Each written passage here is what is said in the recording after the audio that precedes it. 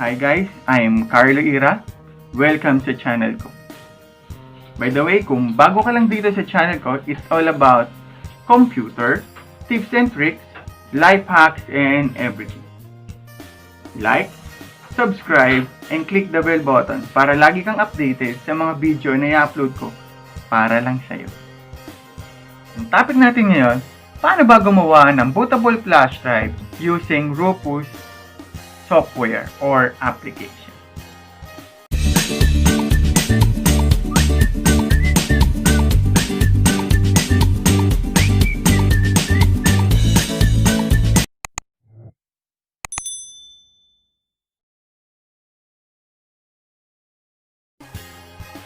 Materials needed sa paggawa ng bootable flash drive, dapat meron kayong Power ISO software, Rufus at Windows 10 ISO. Then, click natin yung Power ISO.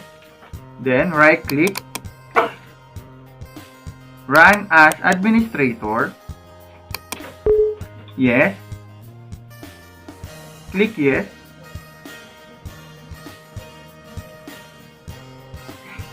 Then, click I agree. Click install.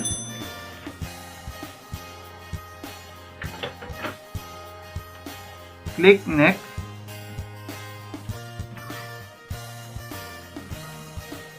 Select all. Click select all.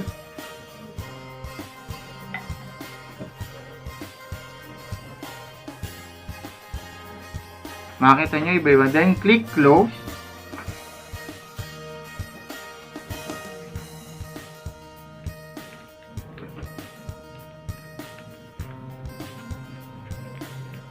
Close natin yung Windows. Then makita nyo, lalabas yung Windows ng internet browser for Power ISO.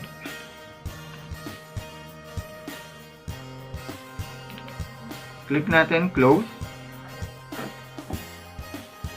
Then restart the computer.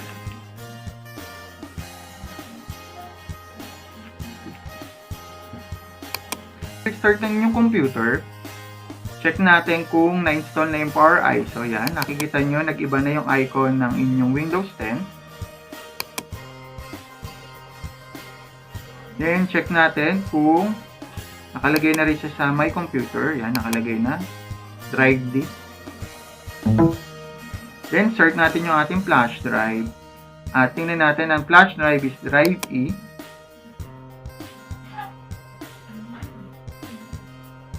Then, minimize natin. Then, right-click natin yung Rufus. Run as administrator. Then, click yes.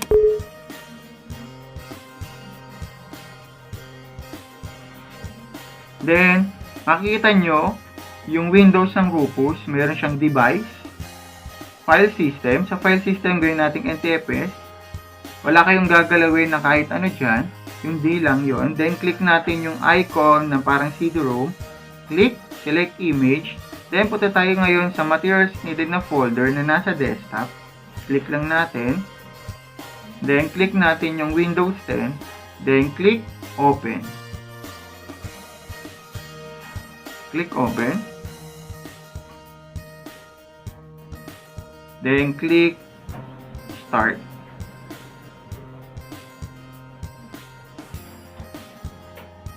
Then, click OK.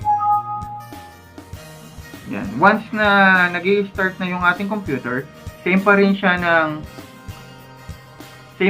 ng paggawa ng bootable flash drive nung katulad sa DOS command prompt.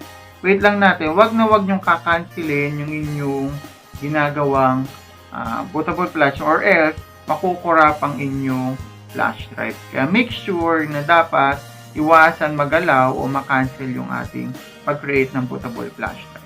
Wait lang natin makomplete yung green na line. Yan. It takes a while. By the way, pagkatapos nating mag-create ng bootable flash drive, automatically, pwede nyo na siyang gamitin as a installer para makapag-install kayo ng operating system na Windows 10 or any operating system na gagawin nyo sa Rufus. By the way, hindi lang Windows 10 ang pwedeng gamitin o gawing bootable flash drive. pwede rin ang Windows 7, Windows 8, and Windows 10. At kahit anong klaseng operating system, basta supported siya ng Rufus na application. Wait lang natin a while, matatapos din. Wag natin siyang kakancelin. Nakalagay dito, copying ISO file. Wait lang natin. Mapapansin nyo, pag natapos siya, may yung green na line ay completely na nasa isang bar, then may nakalagay na ready. Indication, yung ready na yon is ready to use na, hindi ready to start.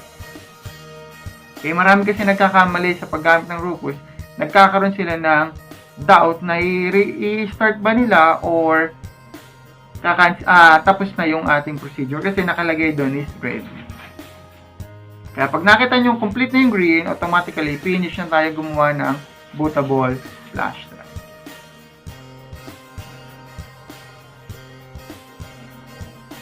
Wait lang natin for a while, medyo matagal. Yun yan talaga.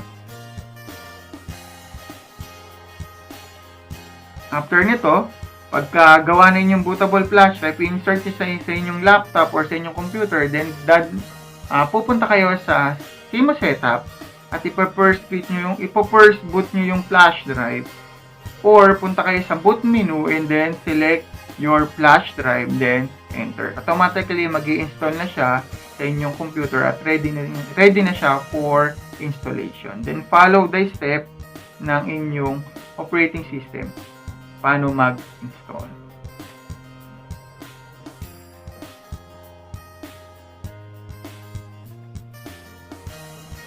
Ayan, nakalagay na NTFS. By the way, nakalagay na dyan sa inyong bar is full bar na green at nakalagay ay ready. Ibig sabihin nun, ready na kayo for installation. After matapos natin gawin yung bootable flash drive, insert na natin yung ating flash drive sa ating computer or laptop, and then press natin yung ating boot menu. For example, is F12. Sa aking laptop is F12. Press lang natin na maraming beses until lumabas yung ating setup menu, and then makita nyo lalabas yan yung inyong USB. Click nyo lang yung USB natin. Example is Kingston Data Traveler 3.0, then enter. Then wait lang natin lumabas yung logo ng ating Windows 10, indication na tayo ay ready for installation at working yung ginawa nating bootable flash. That's it. Kung nagustuhan mo tong video na to, at if you want more videos like this, mag-comment ka lang sa baba. Thanks for watching. Subscribe.